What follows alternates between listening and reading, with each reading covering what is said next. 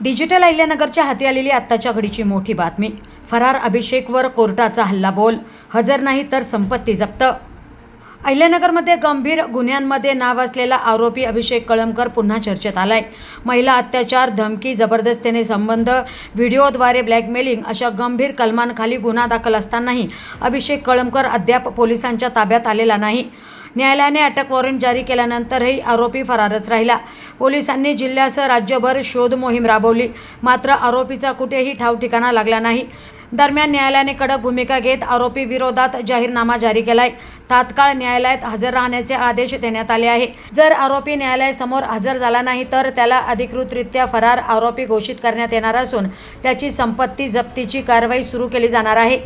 अभिषेक कळमकरच्या या फरारीमुळे शहरात एकच खळबळ उडाली असून आता पुढची मोठी कारवाई कधी होणार आणि आरोपी अभिषेक कळमकर हजर होणार का, याकडे संपूर्ण जिल्ह्याचं लक्ष लागलंय.